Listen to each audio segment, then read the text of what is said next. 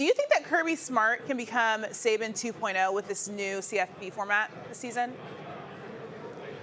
Absolutely, because the morning after he won his second national championship, Greeny was asking me, is he the king of college football? And the answer is yes at that moment, but you need time to win as much as Saban did, and Kirby's going to be able to do that because this new CFP format with 12 teams is much more forgiving.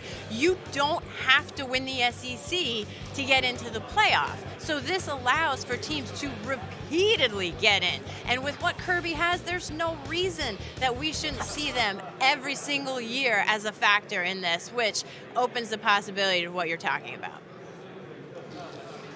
I totally agree, Heather. And you think about Kirby Smart. He's a 47-year-old Nick Saban, and he is Nick Saban.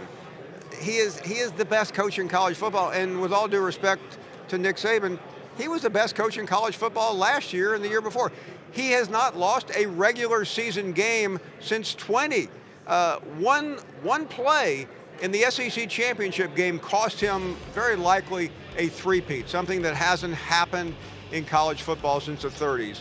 He studied under Saban. He mastered everything that's part of Saban's great process. And then in many ways, he toppled Saban at the end. He lost the big game against Nick Saban. Don't misunderstand me. He's lost to Saban twice in SEC championship games. One he overcame in the national championship game in 21. But last year they couldn't do it. This year, Kirby Smart would have lost that game and probably still gone on to win the playoffs because of the 12-team playoff. But Kirby Smart really is at the epicenter of college football right now, and I don't think there's anybody on his level.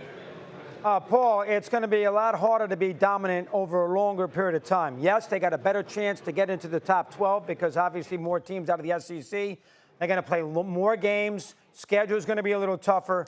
And remember, getting into a semifinal that's not what Georgia's trying to do. They're trying to win, and same for Texas. They're trying to win a championship. And now he's got to win at least one extra game in the playoffs because he's going to have to win an extra game because even if he's in the top 8, he's going to play in a quarterfinals, semifinals, and a final. He's going to occasionally lose that extra game.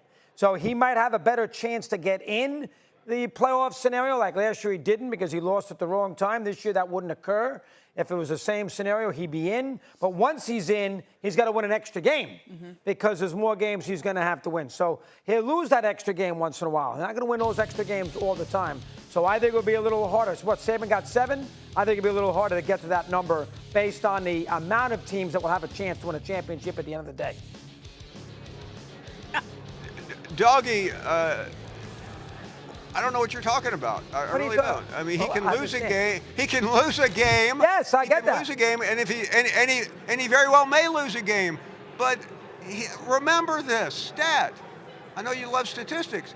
He hasn't lost a regular season game since Florida in 2020. I'm not worried about this guy dropping a game. So what if he loses the game at Texas or against Ole Miss or somebody? He's still going to get in the playoffs, and he's still going to dominate like he has. And don't forget this 3-game stretch I'm talking about.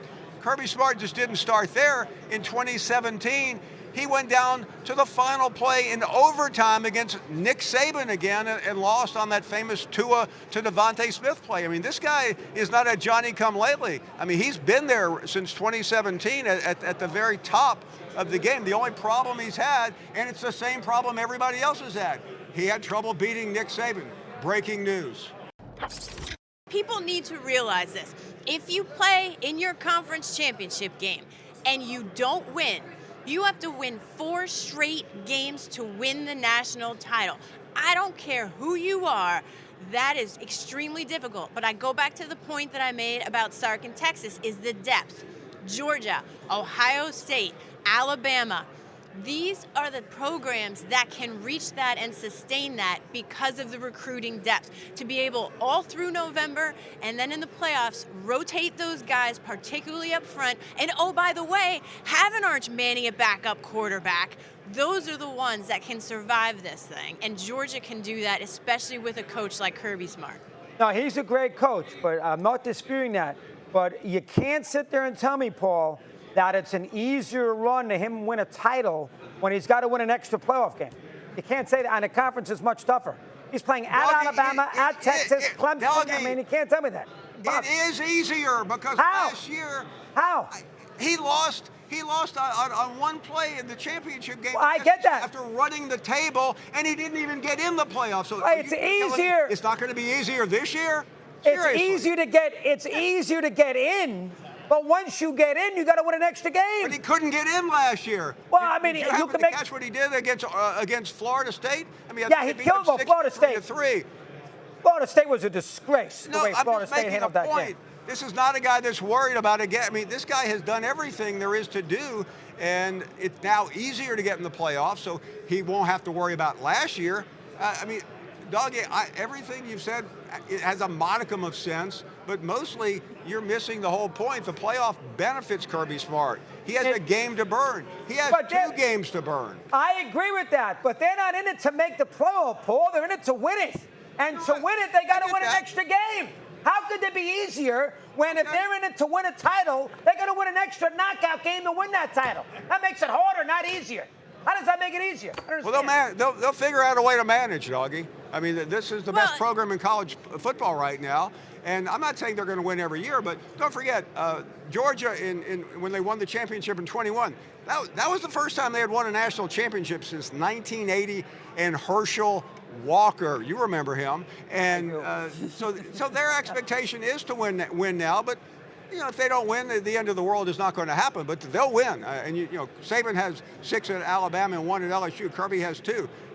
He'll make a run at Saban at some point. I mean, I realize five national championships is a lot, but he's not even 50 years old yet.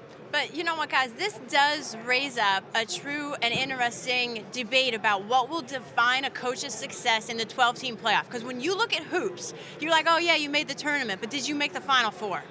How far can you advance, and what is success? Is it going to be winning a national championship? Is it going to be getting to that game? Because that helps answer this question as to what Kirby Smart's success is and if he's as good as Saban, because he has a different challenge.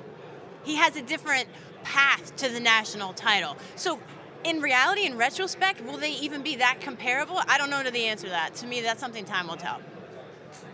That's a very good point there from Heather. It'll be fun to watch. Sharp as you. 39 days until August 24th when the college football season starts. Can't wait for it. Great to see you guys as always. Have fun in Dallas. Give me something.